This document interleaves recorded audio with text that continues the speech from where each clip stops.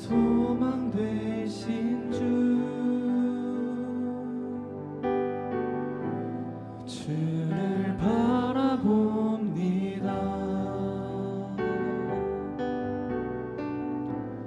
다시 오실 나의 왕 예수, 주를 기다립니다. 나의 소망 되신 주, 나의 소망 되신 주를 바라봅니다.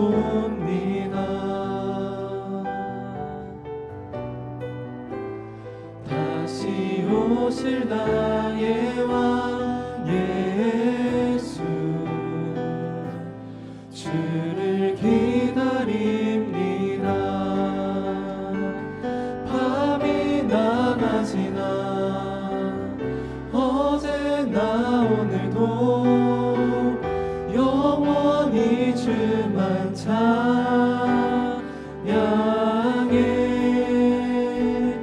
괴롭고 슬플 때 낭망하여 넘어져도 언제나 주만 찬양하겠네.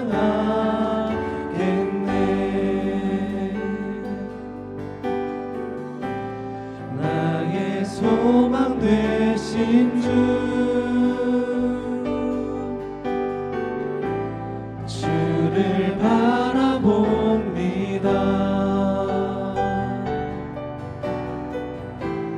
다시 오실 나의 왕 예수, 주를 기다립니다. 밤이 나가지나 어제나 오늘도 영원히 주만 찬양해.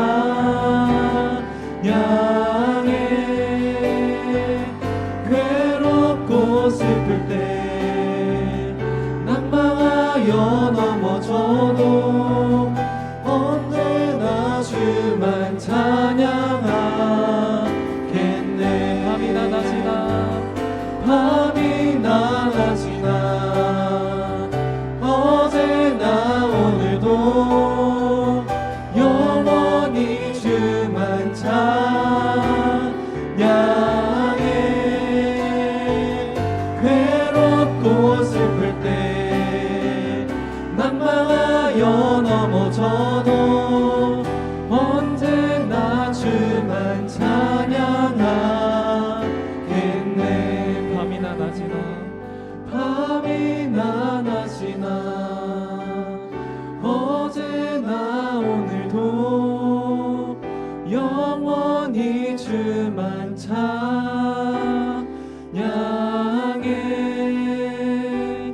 괴롭고 슬플 때 낭망하여 넘어져도 언제나 주만 찬양하겠네.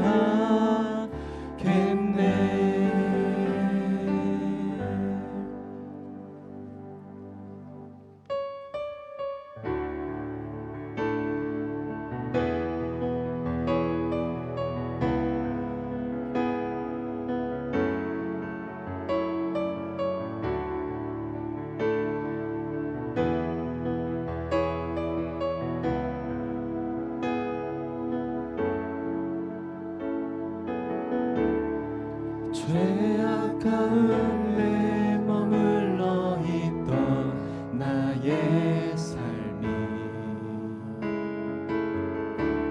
그리스도와 함께 십자가로 연합되었네.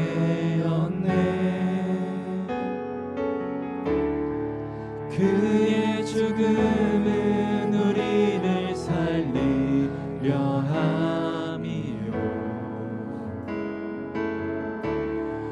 그의 은혜 안에 우린 결코 죄함 없네. 십자가 죽음으로 나의 죄도 죽었네.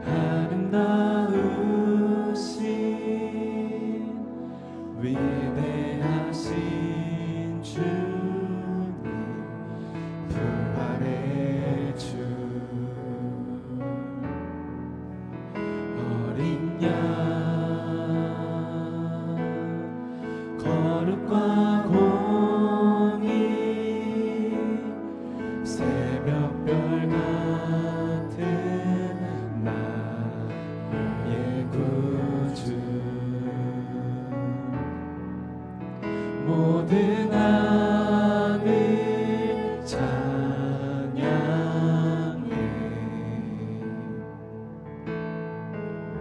모든 만물이 주 경배해 아름답고 놀라우신 모든 이름보다 높은 이름 아름답고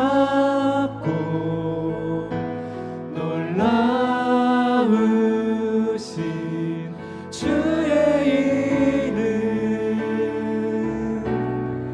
높으신 그 이름 예수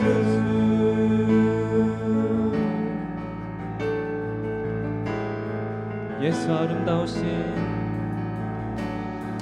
예수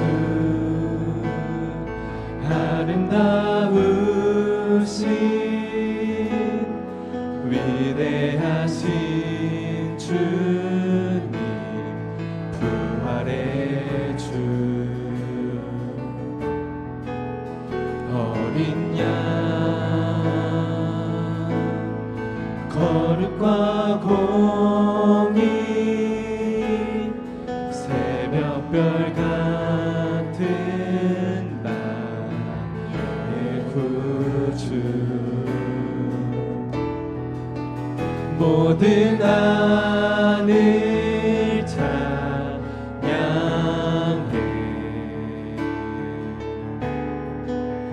모든 만물이 주 경배해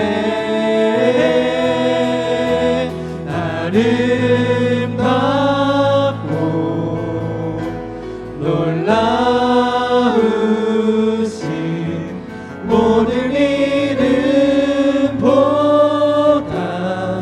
높은 이름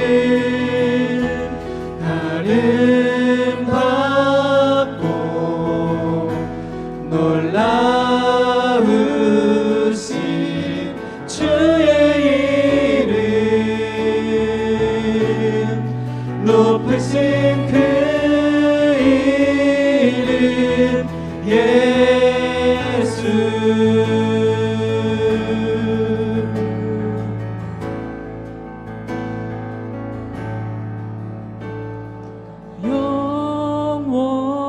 영원히 주 찬양 주 사랑해요 주 사랑해요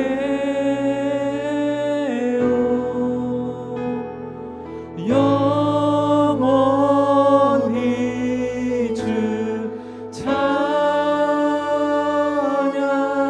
주 사랑해요 주 사랑해요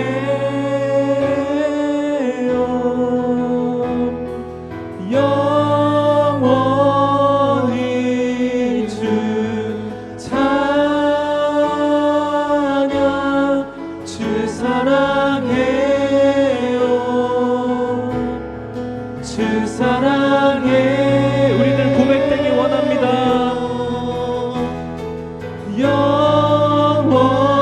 영원히 주 찬양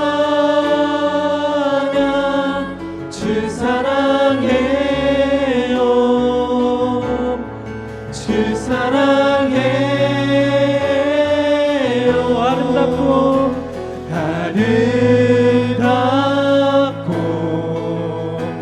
놀라우신 모든 이름보다 높은 이름 아름답고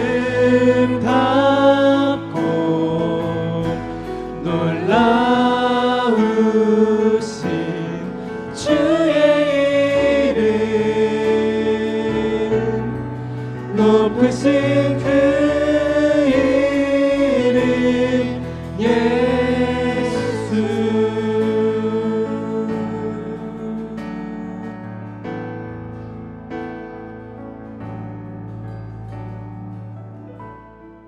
우리들 예배를 위해서 기도로 준비하시겠습니다.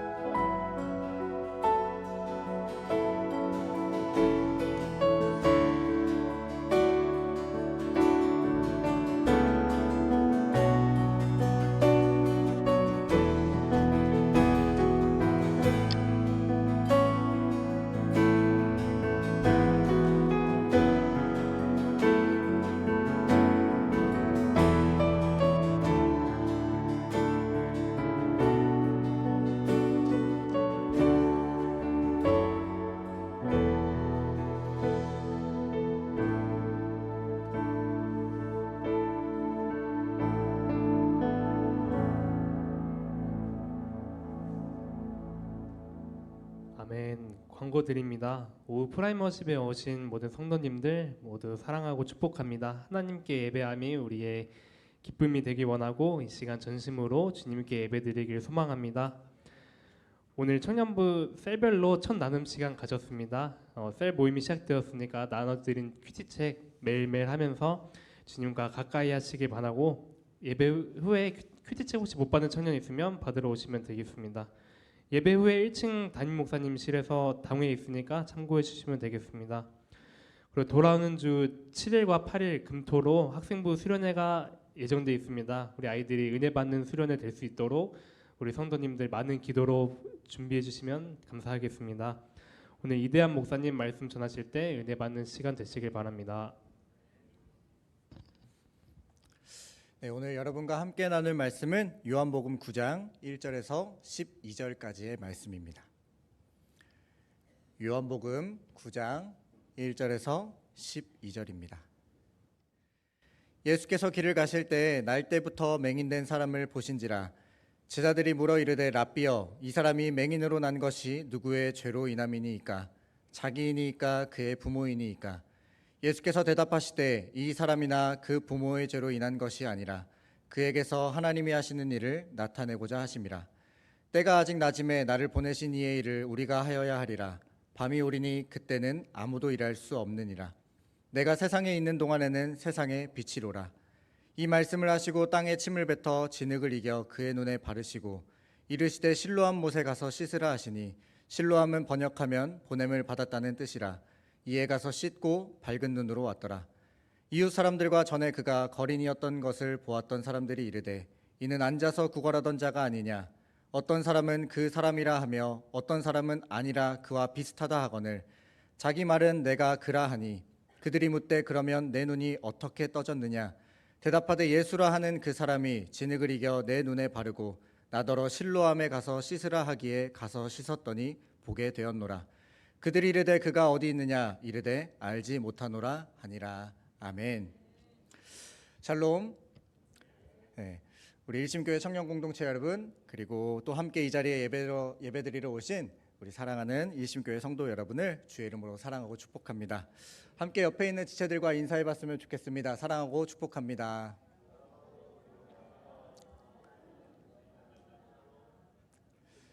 네, 명절을 마치시고 오전부터 봉사와 헌신 또 예배자로 최선을 다해 살아가시고 또 오후 이 청년 예배 시간까지 이 자리를 함께 지켜주시는 우리 사랑하는 일심 공동체 모두를 주의 이름으로 사랑하고 축복합니다.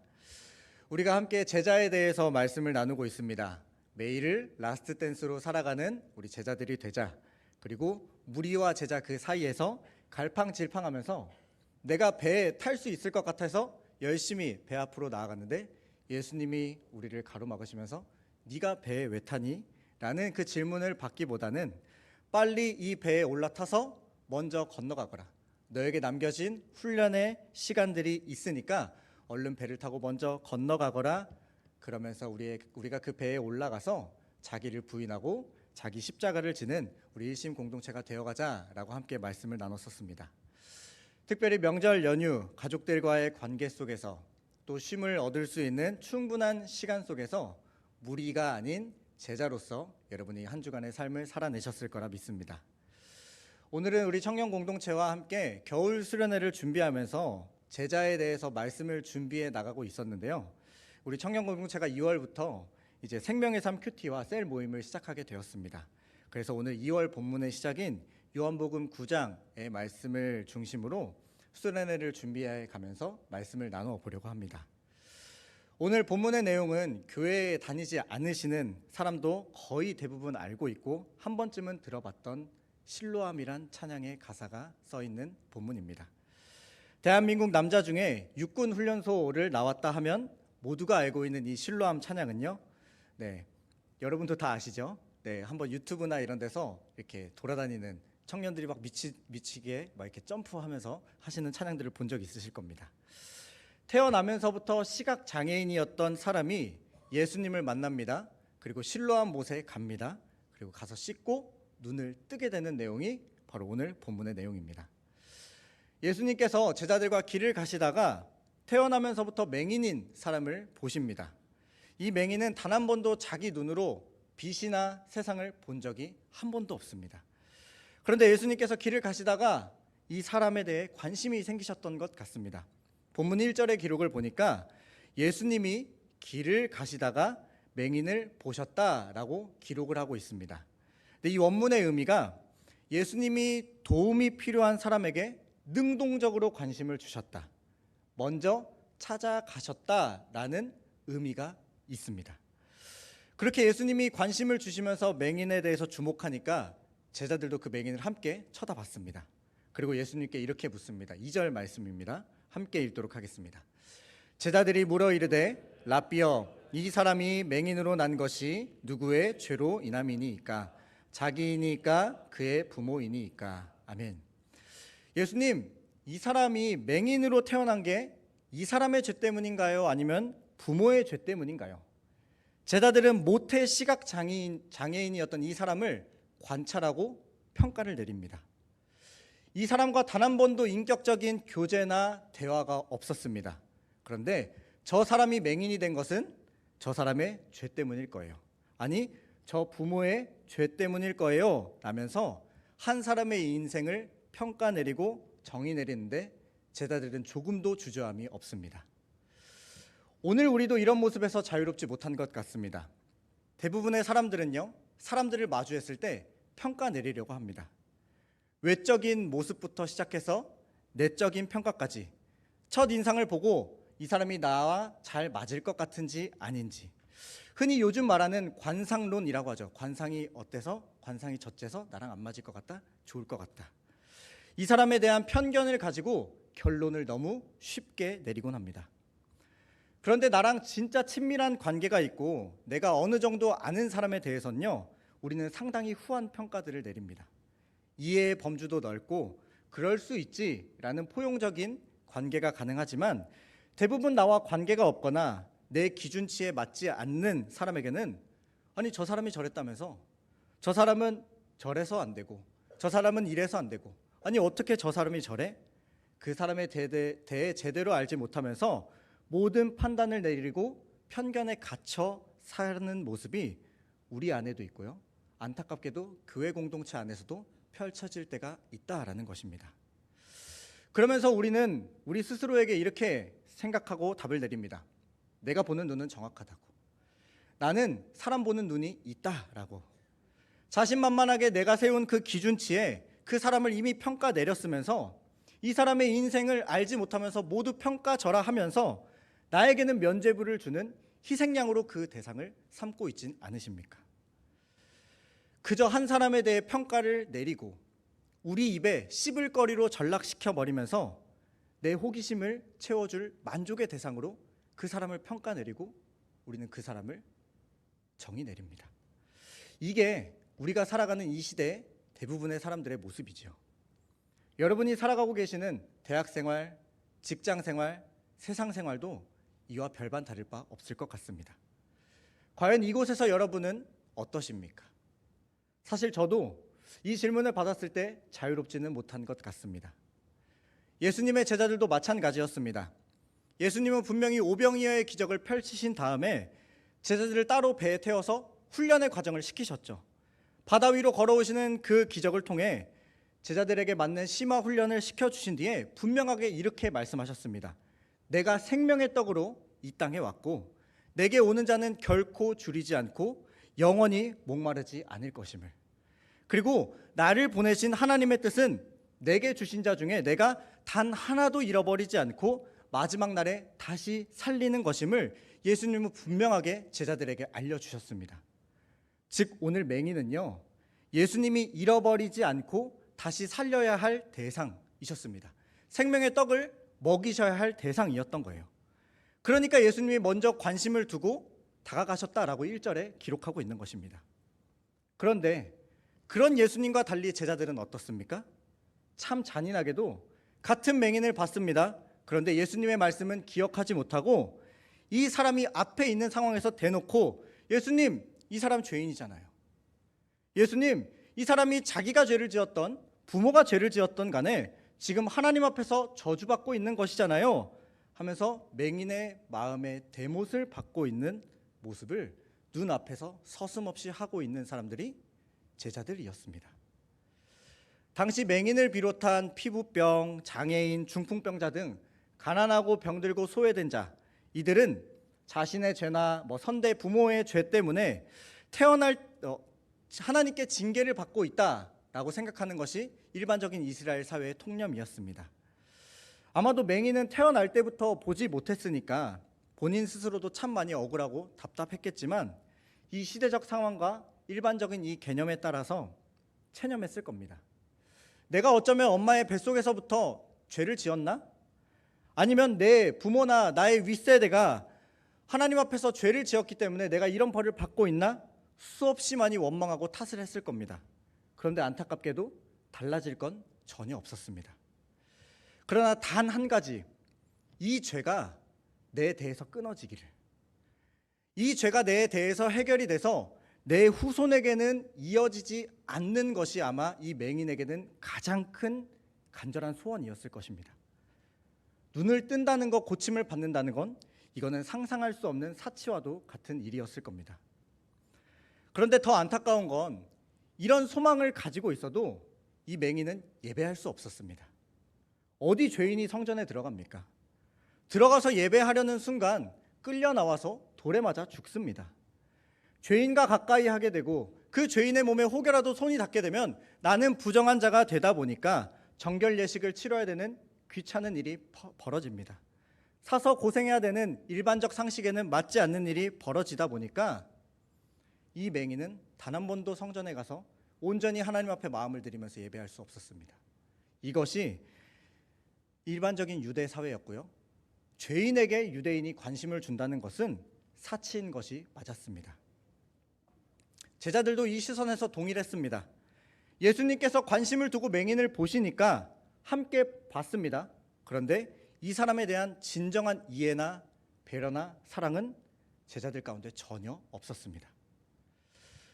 누군가를 관찰하고 평가 내리는 것, 물론 사람이 살아가는 데 있어서 중요합니다. 그런데 우리는 그리스도인들입니다. 예수님의 제자로 라스트 댄스들을 살아가는 자들입니다. 그러면 우리는 먼저 우리의 삶에 하나님을 대입해 봐야 하고 예수님을 대입해 봐야 할 줄 믿습니다. 이 사람이 지금 겪고 있는 고통과 고난을 하나님하고 연결시켜 보고 하나님께서 이 사람을 보면서 얼마나 마음 아파하고 계실까? 얼마나 속상해 하실까? 저 영혼이 이 시간을 보내면서 정말 하나님의 사랑과 위로를 받고 나와 우리 교회 공동체와 함께 교제하면서 그 상처들이 채워지고 견고한 담들이 무너져서 하나님의 사랑으로 채움받으면 좋겠다. 과연 오늘 예수님이라면 우리의 삶에 어떻게 하셨을까? 나의 모습 중에 어떤 걸 예수님이 원하실까? 어떤 걸 기대하시고 기뻐하실까? 제자라고 하는 나에게 어떤 말과 어떤 선택을 요청하실까? 우리는 의도적으로 질문해 봐야 합니다. 의도적으로 하지 않으면요, 앞에서 말했던 일반적인 시선인 사람에 대해서 평가 내리고 정의 내리는데 우리는 앞장설 수밖에 없습니다. 왜요? 제자들도 예수님의 말씀을 들었습니다. 그런데 그들의 반응이 어땠습니까? 평가 내리고 정의 내렸습니다. 의도적으로 하지 않는다면 이런 모습이 우리에게도 계속해서 이어질 수 있는 것입니다. 하나님은 때로는 우리에게 고통을 주심으로써 하나님의 일을 나타내시기도 하시는데요. 기쁨과 승리를 주심으로 하나님의 일도 나타내시기도 합니다. 왜냐하면 예수님께서 이 모든 일을 다 경험하셨기 때문입니다. 십자가라는 말도 안 되는 엄청난 고통을 겪게 하심으로 하나님의 일을 나타내셨습니다. 그리고 부활로 인해 모든 이들에게 죄를 대속하고 구원의 길을 열어주시는 큰 기쁨과 승리도 주셨습니다. 우리는 예수님의 수혜자들입니다. 정확하게 엄밀하게 말하면 예수님께서 고통당하심으로 자유케 된 수혜자들이라는 것입니다. 중요한 건 우리가 뭔가 잘했거나 우리의 행동이 완벽하거나 받을 만해서 받았다는 사실이 아니라 전적인 하나님의 은혜인 줄 믿습니다. 예수님은 우리를 관찰과 평가의 대상으로 바라보시는 게 아니라 인격적인 관계, 창조주와 피조물의 관계에서 그냥 멈추는 것이 아니라 아버지와 아들, 내 생명을 다 주어도 아깝지 않은 나의 자녀요, 나의 친구로서 우리의 삶에 먼저 다가오셨습니다. 우리가 고통당하고 있을 때 예수님께서도 제자들처럼 평가와 정의를 나에게 내리신다면 우리는 살아갈 수 없는, 희망이 없는 존재들일 것 같습니다. 어느 누가 그 예수님의 평가에서 정말 당당하고 자유로울 수 있겠습니까? 우리는 예수 그리스도의 십자가의 그 고통의 수혜자들인데 다른 사람들이 겪고 있는 아픔, 고난, 고통에 대해서 관찰하고 평가 내리는 것은 어불성설인 줄 믿습니다.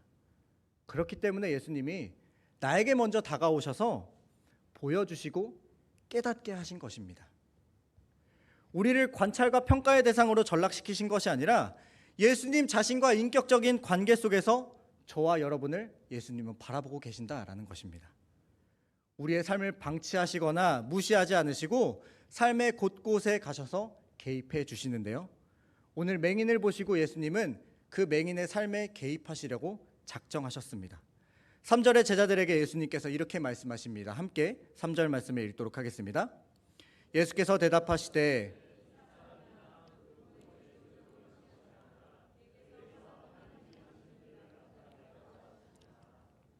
아멘. 제자들이 말했던 죄, 부모의 죄, 한 사람을 관찰과 평가의 대상으로 바라봐서는 안 되고 맹인이지만 하나님이 하시는 일을 이 사람의 생애로, 이 사람의 삶으로 나타내기 위함이다라는 다소 충격적인 말을 제자들에게 건네주십니다. 모든 이스라엘 사람들은 장애인, 가난하고 병들고 소외된 자들은 죄 때문이고 하나님께 저주받고 버림받았다라고 여겼는데 태어나면서부터 한 번도 앞을 보지 못한 맹인이 하나님의 일을 나타낼 수 있다라는 것은 당시 시대적 상황과 통념을 완전히 산산이 부시는 말씀을 예수님께서 지금 하신 것입니다. 즉 예수님께서는요, 이 맹인이 애초에 왜 맹인으로 태어났는지에 대해서는 관심이 전혀 없으셨습니다. 하나님께서 이 맹인을 바라보시고 무엇을 하실까? 무엇을 보여주실까? 하나님께서 오늘 일하실 역사와 하나님께서 한 영혼을 찾아가셔서 고치시고 회복시키시고 그 영혼이 주께로 돌아오는 역사로 인해 그 모습을 본 많은 사람들이 또 주께로 돌아올 역사에 관심이 있으셨던 것입니다. 이어지는 예수님의 행동은요, 인격적이거나 따뜻함, 배려심이 있는 모습보다는 약간 좀 거리가 있어 보입니다. 땅에 침을 뱉으십니다. 그리고 그 침을 흙으로 섞어서 진흙으로 만드시고 그 맹인의 눈에 발라주십니다. 이전에 요한복음에 기록되어 있는 기록들, 사복음서의 기록들을 살펴보면 예수님은 말씀만으로도 고쳐주셨습니다. 아니면 직접 환부에 손을 대시거나 만지심으로, 아니면 예수님의 옷자락을 만짐으로도 치유를 해주셨습니다. 그런데 오늘 맹인에게는 다소 좀 생경한 침을 뱉고 진흙을 만들어서 눈에 발라주시는 기적을 보여주십니다.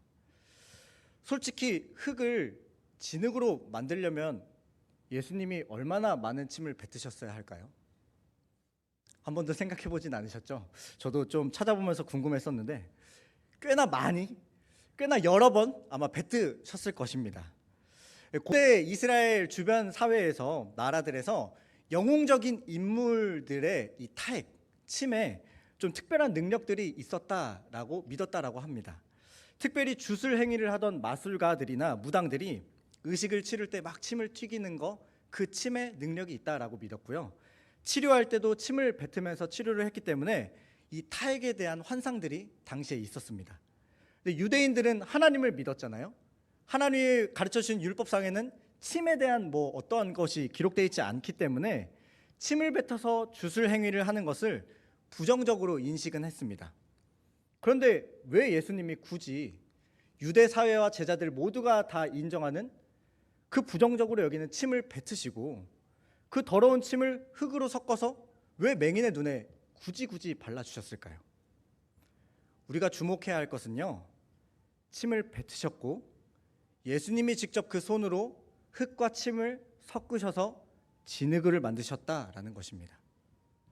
하나님께서 세상을 창조하시고 보시기 심히 좋았던 사람을 만드셨을 때와 같이 예수님은 이 자리에서 새 창조의 역사를 예수님을 보고도 알지 못하는 눈뜬 맹인들에게 보여주고 계시는 것입니다.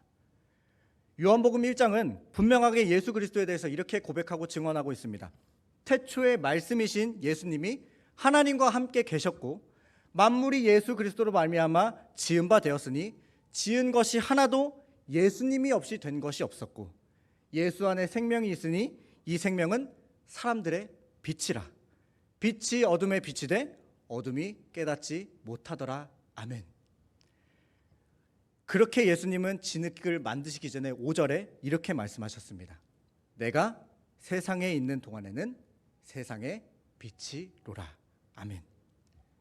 예수님은 내가 세상의 빛이다 라고 말씀하셨습니다. 이 말씀을 마치신 다음에 침을 뱉어서 진흙을 만드셨습니다. 태어나면서부터 한 번도 빛을 보지 못한, 세상을 보지 못한 그 맹인, 어둠 가운데 있었던 그 맹인의 진흙을 발라주시면서 빛이 있으라 라고 말씀하신 것입니다. 평생을 흑암과 어둠에 갇혀 있고 사람들의 시선과 판단, 박살난 자존감과 고통과 절망 가운데 포기하면서 살아가고 있던 그 맹인에게 세상의 빛, 생명의 빛을 비춰주심으로 새 창조를 이 자리에서 허락하신 것입니다.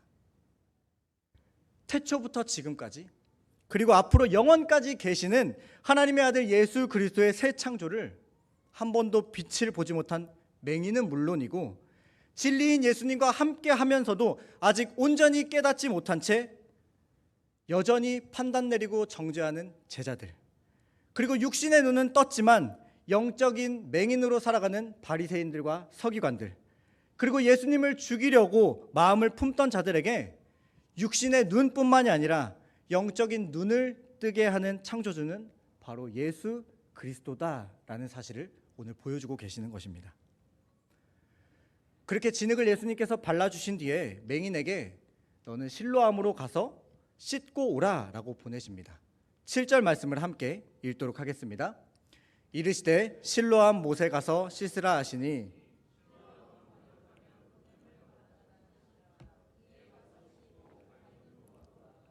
아멘.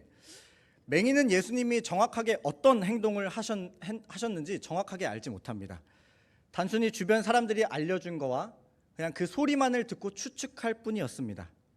누군가 내 눈에 뭔가를 발라주고 실로암 못에 가서 씻고 오라라고 얘기했습니다. 몇 번을 씻어라, 어떻게 씻어라라는 얘기 없이 단순히 그냥 실로암 못에 가서 씻고 오라라는 그 말에 맹인은 즉시 실로암 못에 가서 눈에 발린 것을 씻어내자마자 새로운 세상을 보게 됩니다.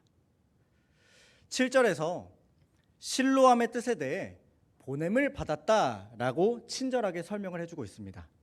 왜 성경이 이렇게 친절하게 설명을 해놨을까요? 아주 의미가 있고 중요하기 때문입니다. 보냄을 받은 곳인 실로암에 맹인을 누가 보내셨습니까?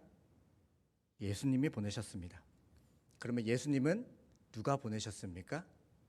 하나님이 이 땅에 보내셨습니다. 아버지 하나님의 뜻에 순종하셔서 이 땅에 예수 그리스도는 오셨습니다. 즉 예수님은 아버지 하나님으로부터 보내심을 받았고 하늘과 땅의 모든 권세를 통해 맹인에게 실로암으로 보내심으로 하나님의 아들이자 역사의 주관자, 생명의 주관자 되시며 창조의 주관자가 예수 그리스도이심을 이 실로암을 통해 나타내 보이시는 것입니다. 즉 보냄을 받았다라는 이 실로함의 뜻은요, 예수 그리스도를 설명하는 말입니다.